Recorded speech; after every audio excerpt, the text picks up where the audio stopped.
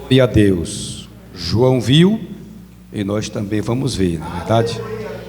Nós também um dia vamos ver esta cidade que João viu, que está sendo adornada, preparada para a igreja, não é verdade? Para os crentes salvos em Cristo Jesus. E nós estamos lutando para isso, nós estamos caminhando, batalhando para um dia também nós nos assentar, não é verdade? De frente ao Cordeiro de Deus, daquele que foi morto, mas vivo está, e está em nosso meio, porque Jesus, ele não olha para uma multidão de pessoas, não é verdade? Da mesma forma que Jesus abençoou, e da mesma forma que ele estava ontem, com aquele tanto de pessoas que estavam aqui, ele está hoje, na verdade, com esse número resumido, porque na verdade Deus, ele não trabalha em quantidade, ele trabalha em qualidade, na verdade, naqueles que se empenham em fazer a sua obra, é ali que Deus vai se manifestar e abençoar. Os irmãos viram o presente que eu comprei? Não viram? Eu mandei a foto para o irmão Danilo aqui, os irmãos podem ver, ele tem a foto aí para mostrar para os irmãos, para todos verem, na verdade, o que nós compramos. Nós compramos. Eu digo eu comprei porque eu fui lá na loja, mas foi todos os irmãos que contribuíram, é verdade? Eu ia pôr no grupo para todos os irmãos verem, mas aí eu disse não, no grupo não tem só os irmãos da congregação, não é verdade? Tem alguns irmãos lá da sede, então eu passei para o irmão Danilo, para o irmão Danilo mostrar para as irmãs aí, para as irmãs verem o que foi. Não foi um presente na altura, não é verdade, do pastor, mas nós fizemos aquilo que nós pudemos, não é verdade? Nós demos uma lembrancinha. Eu tinha falado com a irmã Luciana, o irmão Danilo tinha em mente outra coisa, mas aí eu conversei com a irmã Luciana e ela me disse que ele estava precisando de algo, na verdade, estava precisando de um par de calçado, não que ele não tivesse, na verdade, ela disse que ele estava precisando porque ele tem, mas quanto mais tem melhor, é verdade? E aí ela passou a pontuação que ele calça, e aí eu fui lá, na verdade, comentei com o irmão Danilo concordou, na verdade, porque, como eu já tenho falado, a gente sozinho não pode tomar iniciativa, na verdade, e eu passei para o irmão Danilo, nós como companheiro, nós temos que andar em sintonia, na verdade, e aí eu passei para ele, e ele combinou, concordou, era até para ele ir junto comigo, mas não deu certo, eu pensei que eu ia sair mais cedo do trabalho, e acabei me enrolando, saí só à tardezinha, e aí como o irmão Danilo estava envolvido aqui no trabalho da festa, eu fui lá rapidinho, e aí comprei, e aí nós entregamos ontem aqui para o nosso pastor, amém? Foi R$130, irmãos, foi o valor do sapato. Então o irmão Danilo tinha R$70 aqui, na verdade, que as irmãs tinham contribuído aí, e aí o restante ficou para mim, mais o irmão Danilo, nós dividimos, e ele não sei se ele gostou, na verdade, mas de que dá nós entregamos, na verdade, nós entregamos. Uma vez, irmãos, eu só contar para os irmãos aqui, eu quero trazer uma rápida palavra para os irmãos aqui na leitura que nós lemos. Uma vez tinha um pastor aqui, desse ministério, e aí ele fazia questão, né? Ele fazia questão de ter a festinha dele, fazia questão de receber alguma coisa. Se não fizesse, o negócio estava feio, a gente estava enrolado. E aí um certo dia, eu fiz uma boa ação, na verdade, dei, porque na época dava individual, cada um dava o seu presente, e aí eu dei um presente lá, não foi um presente, uma lembrancinha. Quando deu no outro dia no culto, a esposa dele estava com um presente assim, ó, no meio da igreja. Quem deu isso aqui, irmão? Aí foi eu, irmão. Ela falou, não, você pode levar de volta, que não serviu não. Nem por educação disse, irmão, não tem como trocar na loja, porque claro que tem, né? Não tem como trocar na loja, né? Porque aí não deu certo, na verdade, ou fica grande ou pequeno. E aí ela disse, pode levar de volta porque não serviu. Eu digo, tudo bem, mano. Recebi de volta e aí passei para outro irmão. Entendeu? Mas aí não devolvi mais nada, porque não serviu. De outra vez eu dei um perfume. Um perfume comprei com tanto carinho, na verdade. Um perfume não era tão bom, mas também dava para se usar. Quando eu, no outro dia, ela me devolveu o perfume, falou que dava alergia, e aí não podia usar e devolveu o perfume. Eu, tudo bem, irmão. Quando deu um dia, eu tinha ido pescar, mais um cunhado meu em Jaburandi, e aí eu já sabia como é que ele era, eu liguei, Eu disse: irmã, eu fui pescar, peguei bastante peixe, vocês gostam de peixe? Ela disse: eu gosto tanto de peixe. Eu vou deixar uns peixes aí. E aí eu fui, todo satisfeito, levei os peixes. Quando deu a noite no culto, levei ela com um tapué, entendeu? E aí ela falou disso: eu tirei os peixes que a gente come aqui, os outros você pode levar. Era complicado. E aí eu deixei de fazer isso, entendeu? Eu deixei de fazer isso. Aí quando deu um dia desse, o pastor Valdo estava comentando, falou que os obreiros não tinham esse costume e tal. E aí eu, juntamente com o Marco, aí nós fomos falando: pastor, é o seguinte, a gente tinha esse costume, mas o problema é que foi tirado da gente, entendeu? Foi tirado da gente, e aí a gente fica meio ansioso, né, de entrar. E aí ele foi explicar, ele disse: não, irmão, eu não sou esse tipo de pessoa assim. Eu não sou esse tipo, você me vê desse jeito, mas aquilo que vocês puderem fazer por mim, vocês podem fazer, porque eu sei que vocês estão fazendo de coração, eu vou receber de bom grado.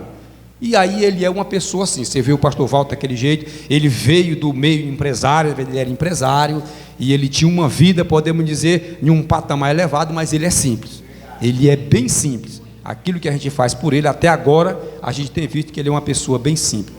A gente fica constrangido, não é verdade? A irmã Miriam, uma certa vez, era no tempo do frio, na verdade, e ela comprou uma blusa, pagou quase que o olho da cara, numa blusa de frio, daquelas que tem aquele pelúcia aqui, na verdade, bonita, que chamava sobretudo. E aí foi e presenteou para ela, para a esposa do pastor. Ela recebeu. Na época a filha dela estava morando, a filha dela era bem magrinha, estava morando com ela aí. E aí quando no outro dia ela veio com a sacola: tá aqui, irmã Miriam, a blusa não serviu, você leva de volta. Aí a filha dela falou assim, disse: irmã, a blusa ficou perfeita para mim, eu pelejei para ela dar para mim e ela não quis dar. Aí a Miriam foi e disse: você gostou da blusa? Gostou, então pode ficar. Aí deu para a menina dele. Já pensou? Não é verdade? Mas isso não vem ao caso, não é verdade? Eu estou contando assim porque aí um dia o pastor fez uma reunião para fazer esse negócio de os obreiros se reunir, tá, né? E cada obreiro que completa ano, aí vai lá e compra uma lembrancinha, e aí dá, entendeu? Os obreiros todos vai lá e compra uma lembrancinha e dá para aquele que está completando o ano. Ele fez isso, não é verdade? Por causa disso, entendeu? Que a gente contou, porque isso não foi só comigo que aconteceu, aconteceu com os irmãos, os outros obreiros. Ele quase mata o irmão Luiz, quase mata o irmão Luiz. O irmão Luiz era novo convertido e meio pavio curto, entendeu? E aí ele falou lá umas asneiras lá no meio, e ele falava em cima do púlpito. O irmão Luiz quase se desvia, era meio novo convertido, precisou muita força para ele não se desviar. Então é assim, a gente tem que saber, na verdade, com quem a gente está trabalhando, tem que saber quem é as pessoas, porque eu acredito assim, que um homem de Deus não pode fazer uma desfeita dessa, não é verdade? Eu entendo assim, irmão Danilo, eu estou trazendo isso aqui para você, digamos que se seja uma roupa, não é verdade? Irmão Danilo, cheguei para a mesa, olha, não serviu, ficou apertado ou grande, será se lá na loja não troca? Eu não vou tentar, na verdade, vou levar, vou trocar, né? Mas leva de volta, porque não dá certo, aí fica difícil, não é verdade? Então, graças a Deus, irmãos.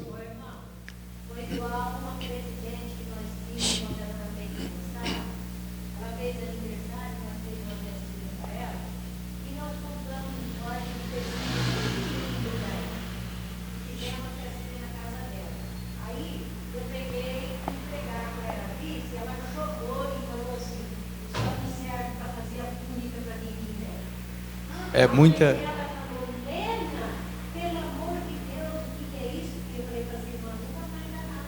É complicado, irmãos.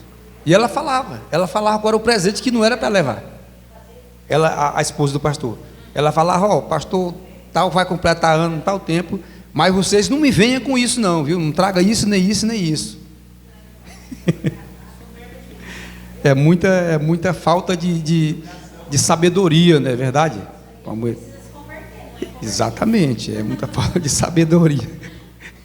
Então louvamos a Deus, é verdade, mas eu louvo a Deus pelo pastor que nós temos, não é verdade, que é um pastor que ele é simples, não é verdade, ele entende a gente, ele sabe, ele sempre fala: irmão, nunca faça nada, nunca faça, se vocês puderem fazer alguma coisa por mim, faça, mas também não vai fazer nada para apertar, não vai fazer nada para apertar, porque eu entendo e conheço a vida dos irmãos, sei que é difícil os irmãos trabalharem, os irmãos ralarem para trazer o pão para casa, é difícil, então eu não exijo nada dos irmãos. Se os irmãos puderem fazer, se puderem, faça, mas se não puder, também não vai fazer para apertar no orçamento. Então, é assim que a gente tem que ser, não é verdade?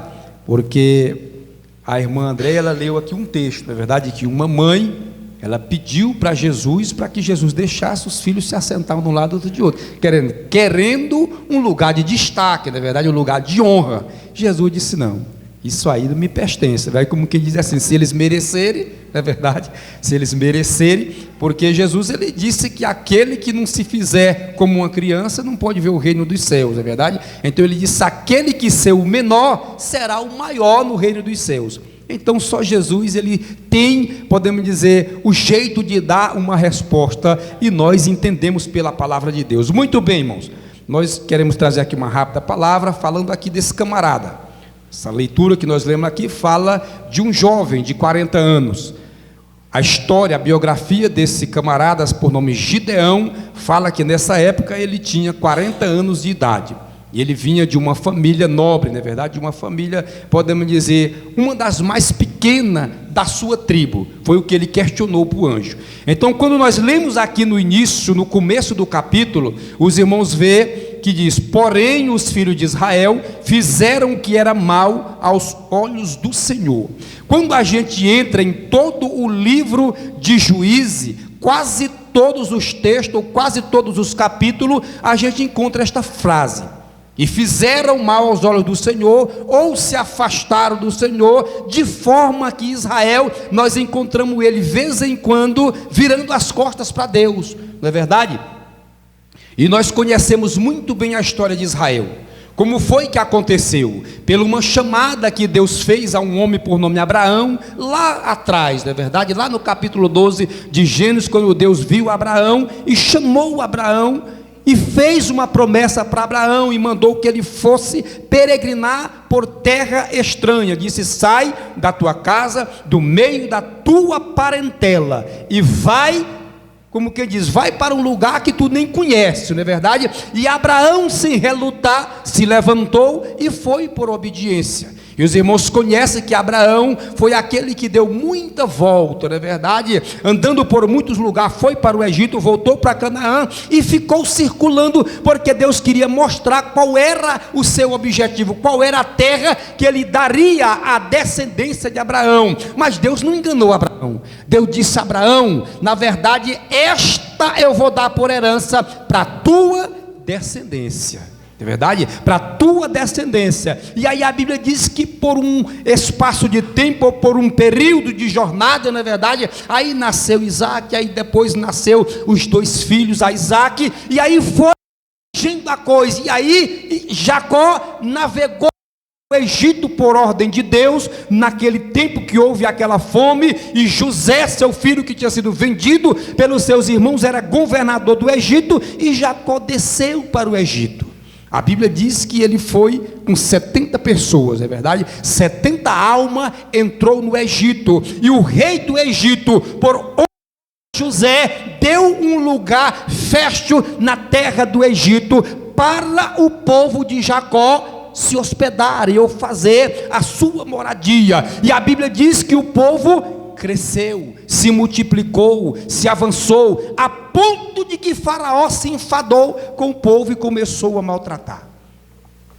E aí vem aquela história de Moisés e foge da presença de Faraó. Depois Deus manda Moisés voltar para o Egito para libertar o povo, e aí Deus arranca o povo da terra de Faraó, das mãos dos egípcios que estava sendo escravizado, e aí povo pelo meio do deserto. O irmão Danilo, um dia desse, ele estava ali e ele falou que era quantos dias que eles atravessavam para chegar em Canaã? 11 dias. Era o período de jornada que eles tinham do Egito para entrar em Canaã. Tanto é que quando houve aquela fome, Jacó mandou os seus filhos ir para o Egito comprar, e eles iam a pé, não é verdade? Eles iam a pé com seus animais de carga para o Egito comprar e trazer de volta para suas famílias. Então não era tão longe o caminho, a trajetória não era tão longe. Mas quando o povo do Egito já saiu em dúvida, na verdade, já saiu com o coração pesaroso, com o coração querendo ficar na terra do Egito. E aí Deus disse: esse povo vai dar trabalho. E aí começou a fazer eles dar volta no meio do deserto. A Bíblia diz que na verdade daqueles que saíram do Egito, só entrou 2 na terra prometida. E não era pouco, na verdade a Bíblia diz que era o número de 600 mil, sem contar mulheres e crianças, sendo que cada família tinha 12 filhos, na verdade, 3 milhões de pessoas, aproximadamente 3 milhões de pessoas. Não era um número pequeno, na verdade, era muita gente. Mas como Deus prometeu para Abraão que daria aquela terra por possessão, Deus ia conduzindo o povo para entrar na terra. Moisés era o líder, mas chega um momento que Deus chama Moisés e diz: daqui para frente tu não vai mais, tu não passa daqui, porque agora tu vai escolher teu auxiliar por nome Josué e faz dele o líder deste povo. E aí a Bíblia diz que Deus recolheu Moisés. A Bíblia diz que ninguém achou a sepultura de Moisés, é verdade? Deus fez com que a terra se abrisse e ele mesmo fez o velório de Moisés, para ninguém ir lá e arrancar o corpo de Moisés e fazer dele uma estátua, porque isso era bem dos filhos de Israel, não é verdade? E aí a Bíblia diz que Josué tomou posse, levou o povo, a mensagem que nós ouvimos ontem, não é verdade? Josué conduziu o povo, entrou na terra prometida. E aí chegou um tempo que Josué dividiu as terras com todas as nações, ou com todas as tribos, e cada um tomou conta da sua posse. E aí a Bíblia diz que quando deu no final da vida de Josué, Josué já está velhinho, chama o povo para uma reunião, e aí ele disse: olha, vocês devam escolher quem vocês devam querer servir: os deuses dos vossos pais, que vocês serviram da além do Jordão, ou lá no Egito, ou os deuses das nações cuja vocês habitam no meio. Agora, eu e minha casa serviremos ao Senhor. Josué fez essa escolha, não é verdade? Mas deixou o caminho livre para Israel. E aí Israel ficou naquela peleja, não é verdade? E aí Deus levantou juízes para governar no meio do povo, para julgar a causa do seu povo. E a Bíblia diz que o primeiro juízo foi um homem, não é verdade? Que foi julgar, e depois veio o segundo, outro homem, o terceiro foi uma mulher. O primeiro foi Otiniel, o segundo foi Eudes, e aí vem Débora, não é verdade? Débora, ela fez um trabalho brilhante, e a Bíblia diz que Israel ficou sossegado durante 40 anos, porque na verdade era o rei Jabim, o rei de Canaã, que estava conduzindo o povo de Israel naquele momento. E aí depois que Débora faleceu, porque ninguém é imortal, chega o final, não é verdade? Depois que Débora faleceu, a Bíblia diz que o Israel se esqueceu dos feitos de Deus, deixou os caminhos do Senhor, e aí começou agora a peleja. E aí a Bíblia diz que Deus entregou as mãos dos midianitas. Quando a Bíblia fala entregou, não significa que Deus pega o povo e dá de presente para o inimigo. Significa que Deus se afasta do meio do seu povo. A presença de Deus retira o povo, e o povo agora fica vulnerável, o povo agora fica exposto, o povo agora fica ao léu. E aí quando alguém fica vulnerável, o inimigo entra para atacar. E aí agora os midianitas para subjugar Israel. E a Bíblia diz que quando Israel plantava, os amalequitas vinham e arrancava. Os midianitas vinham em bando,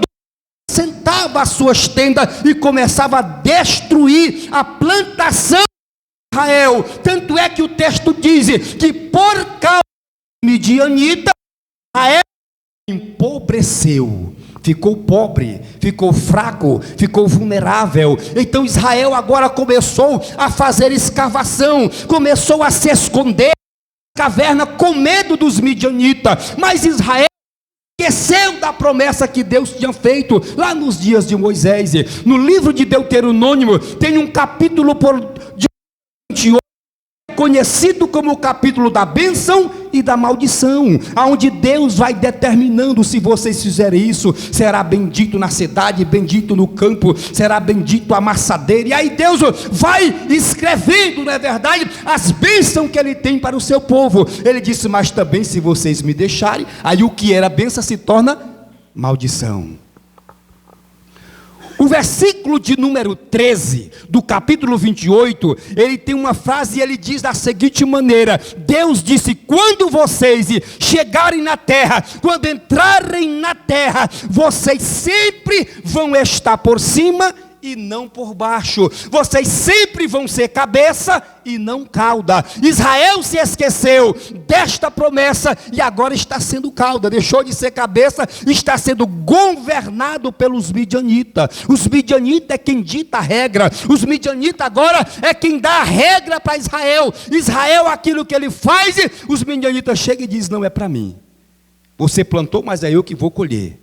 Já pensou, não é verdade? Você está na sua casa, dono do que é seu, e não pode governar, não pode fazer nada, porque o seu inimigo é que tem poder sobre você. Assim era Israel. Israel estava na sua casa, na terra que Deus prometeu, mas agora estava sendo cauda, sendo balançado para os midianitas, que estava sendo cabeça, estava subjugando Israel. E aí a Bíblia diz que tudo que eles plantavam, os midianitas vinham e arrancavam.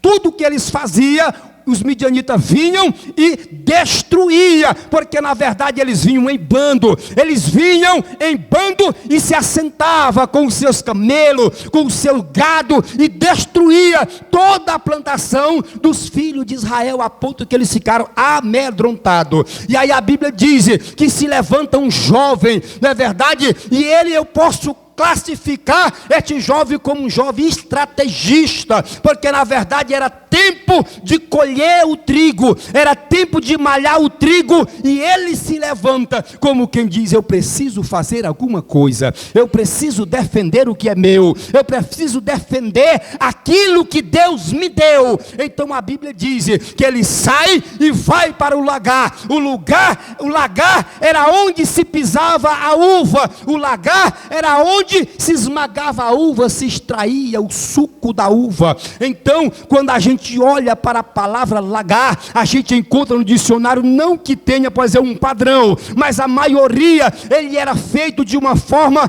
podemos dizer, como um buraco. Ele tinha 1,5 metro de largura por 2 de fundura. Então, alguém que estava ali ficava escondido, não ficava exposto. E a Bíblia diz que Gideão, ele pega o seu trigo, os seus molhos de trigo, e ele entra no lagar, e ele começa a malhar, começa a guardar, começa a esconder. O trigo era colocado na eira. A eira era uma extremidade, um terreno, um campo de 50 por 50, ou 2.500 metros quadrados, era onde se guardava o trigo. E agora Gideão está lá, malhando o trigo, não é verdade? Escondendo dos seus inimigos.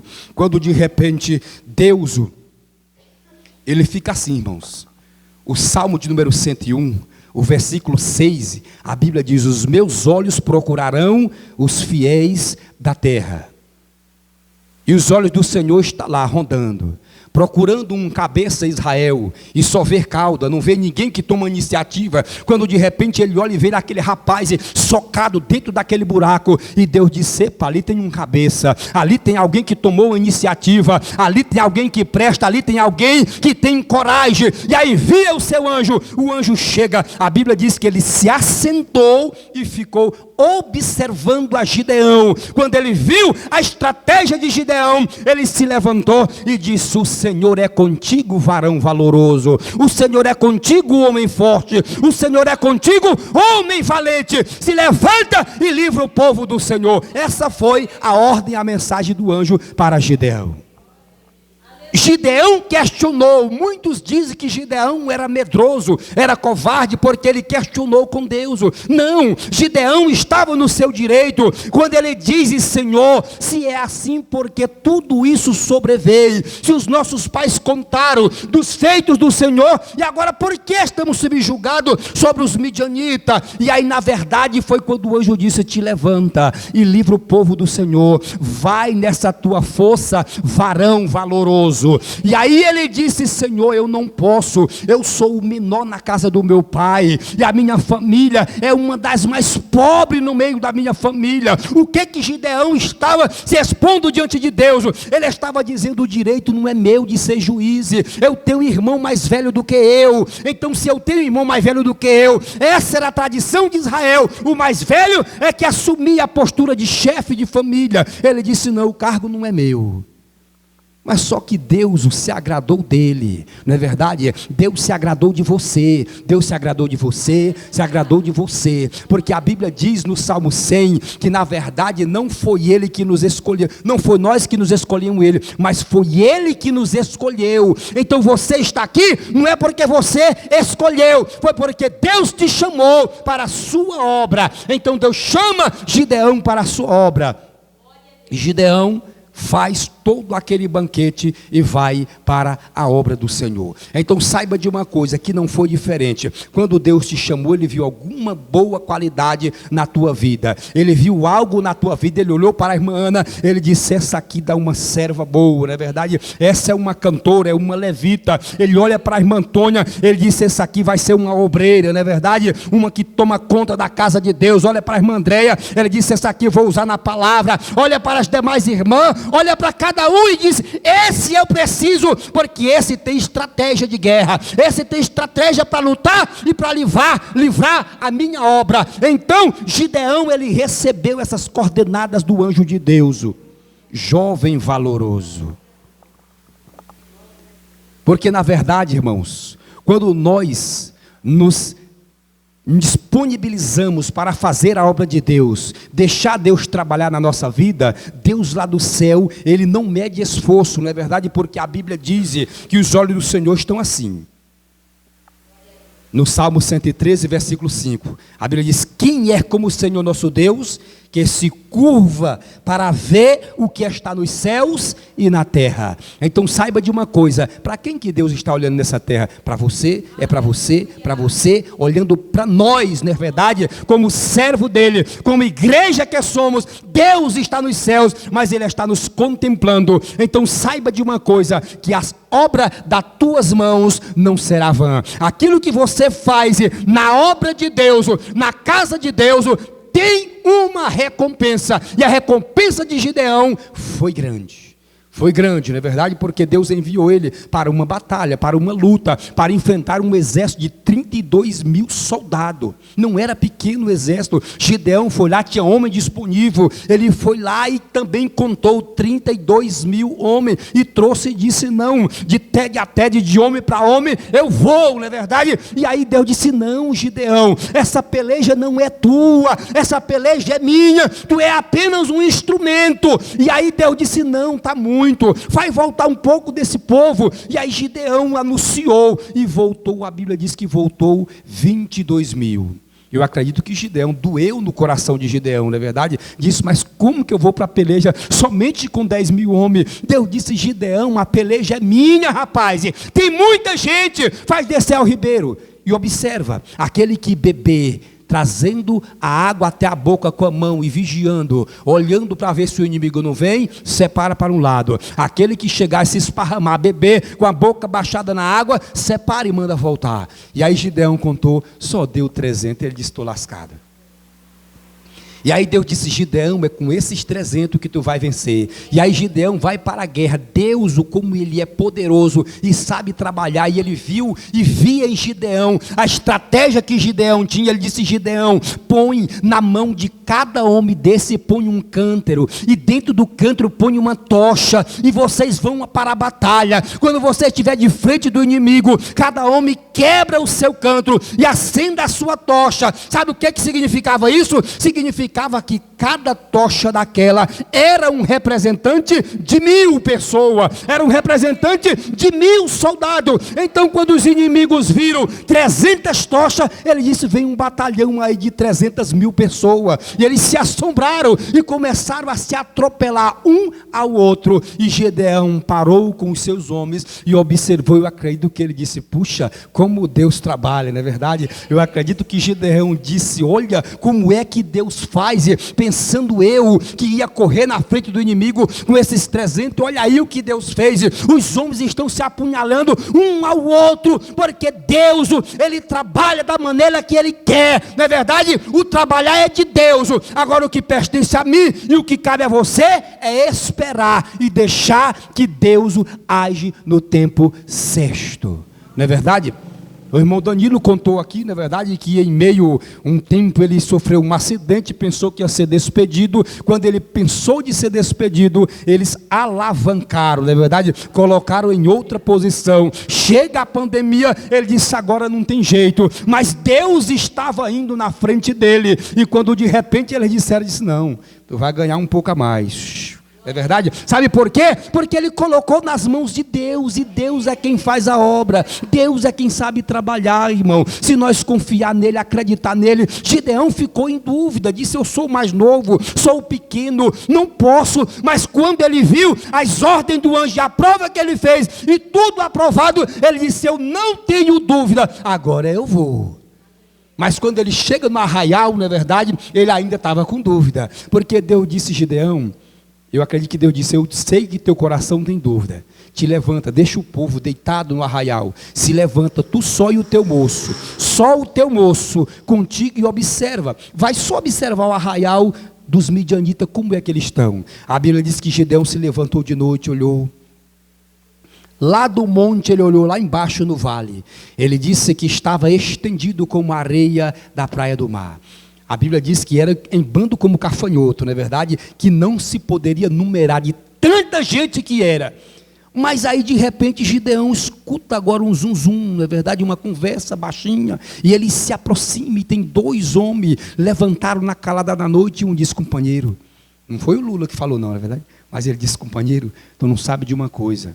Eu tive um sonho esta noite e isso me despertou. E aí o companheiro me conta.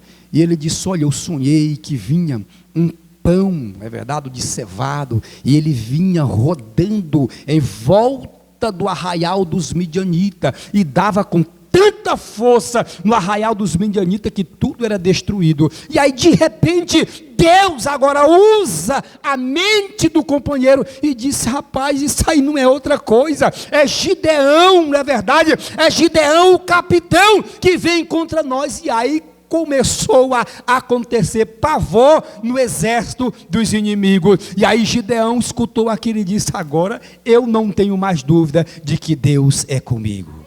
É verdade? Então, assim como Deus foi com Gideão, Ele é com você, é com você, é com você. E nesta luta, Deus vai pelejar por nós. É verdade? Que Deus nos abençoe e nos guarde no seu amor para todo sempre. Louvamos a Deus, não é verdade, por a presença do Senhor em nosso meio, pela presença do Espírito Santo e por a vida dos irmãos, não é verdade? Porque os irmãos sem medir esforço, não é verdade, depois de uma luta como a de ontem, mas os irmãos estão aqui adorando a Deus, não é verdade? Então nós, neste momento, nós vamos encerrar, mas na quarta-feira nós estamos aqui de volta, não é verdade? Quarta-feira nós